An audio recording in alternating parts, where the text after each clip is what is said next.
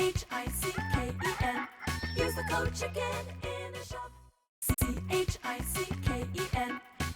Guys, the Chickens here, back today with another Boom Beach video. In today's video, guys, we're going to get into some warships, and it is, I don't know what I was doing with my hands there.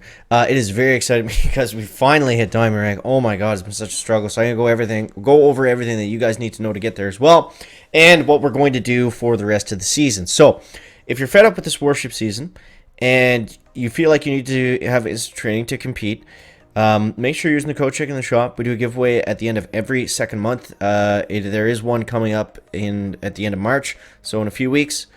I'm going to give away $100 worth of instant training to everyone that has been using the code Chicken in the shop. This is a way to give thanks to you guys. So there's that. Don't forget to subscribe to the channel, and let's get into it. So, oh man, finally.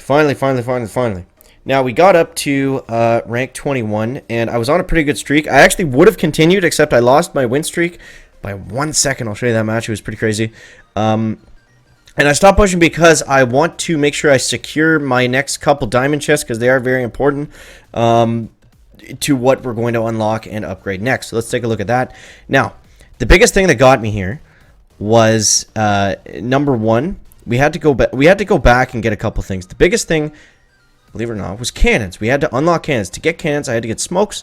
So getting cannons was able to almost completely shut down rocket chopper attacks. That was the only thing I was struggling with on defense.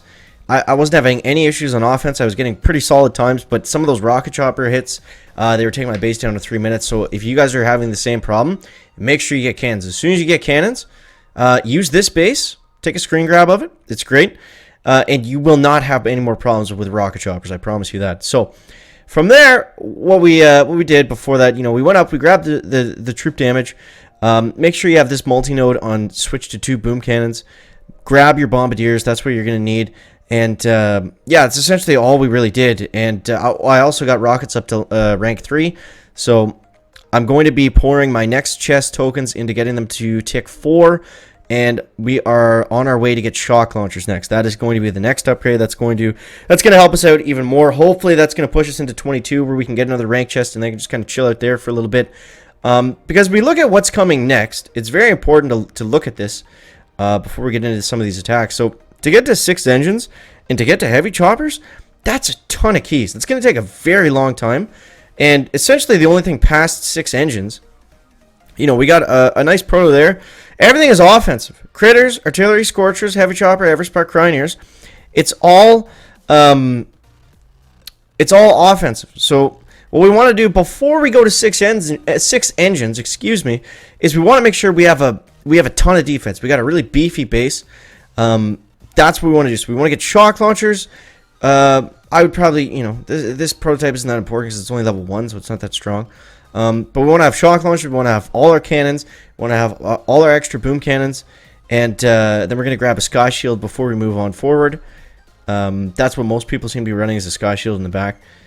The shock blaster might be as good or better. We'll kind of wait and see how that fares. But yeah, we want to build up the base a little bit, so that is the plan for right now. And also, if you don't have heavies yet, you're going to want to get heavies before you get heavy choppers, or the heavy choppers are not going to be very good. So that even increases the keys needed to go forward in 6. Now, let's bring it back a little bit to today. Here's where we're at. So here's the base. Like I said, it was very good. You can see we got all our new defenses out there. We got all our mines, got our boom mines. I think boom mines are important. But let's go over some of these wins here. So a lot of these guys fizzled out.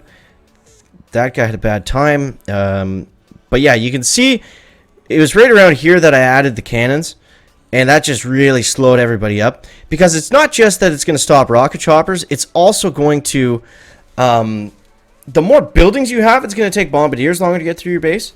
They're going to pick off a few more seekers. Seekers are kind of fizzling out now. They're not as strong as they were before. That's not to be said that they can't be used, but as the base progresses, seekers become harder and harder to use. So here's what we do.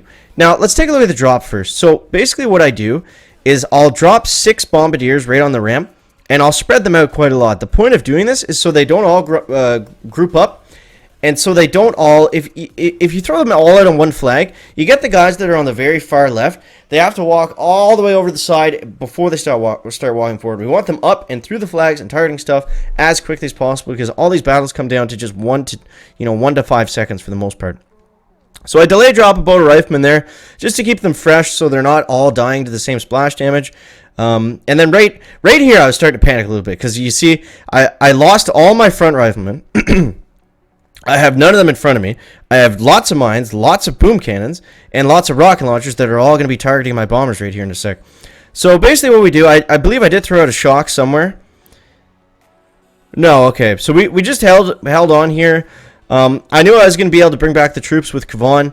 And from here, we're simply free clearing, and we're just farming up gunboat energy to take out the engine room that's the farthest one away. That's basically all that we're looking at. So this guy does have a hot pot.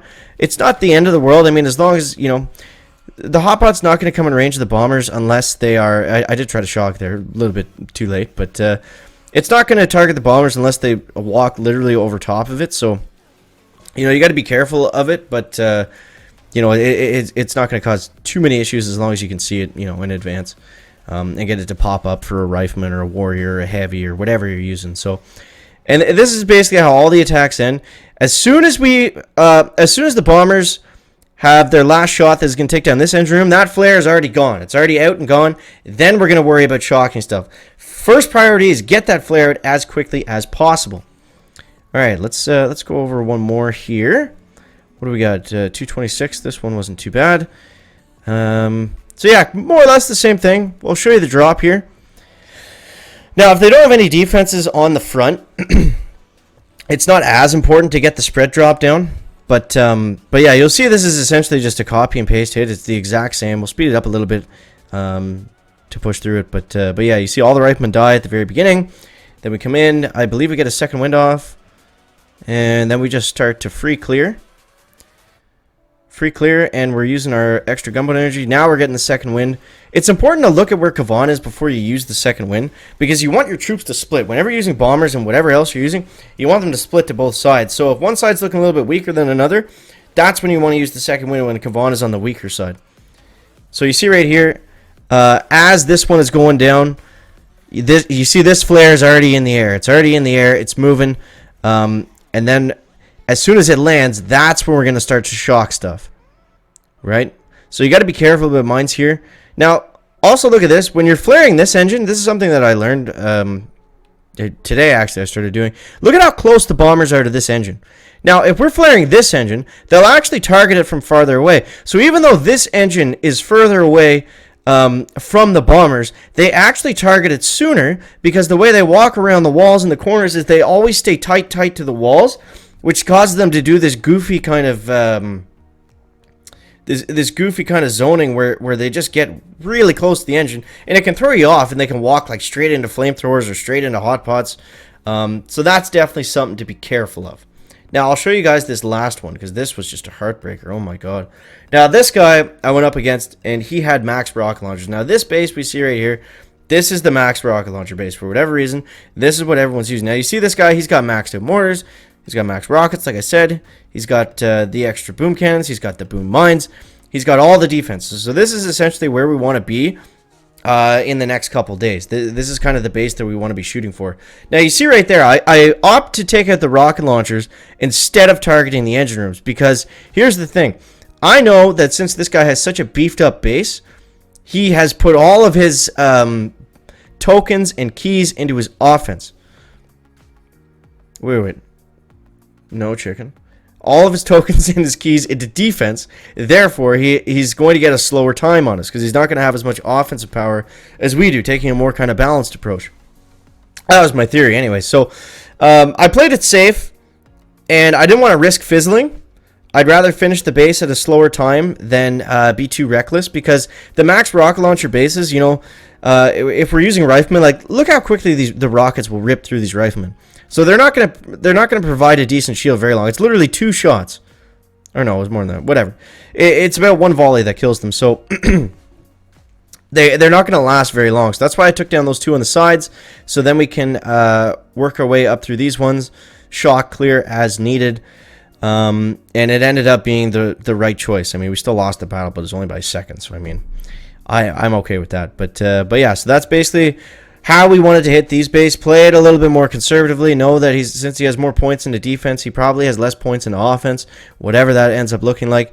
I got pretty aggressive here on these last couple flares because I believe I saw that he took down my engines. But you see what I mean right there. So yeah, and then we ended up losing by 1 second, of course, on the nice win streak into diamonds. So that would have put us up at like 21. Well, we lost. I don't know. Well, 2150-ish would have been halfway to 22, which would have been a good stopping point. But yeah, so that's where we're at. That's the plan for the next couple days. I hope that helps you guys out. As always, guys, make sure to leave a like if you found it interesting, entertaining, or informative. And we'll see you next one, guys. Chicken out. Back.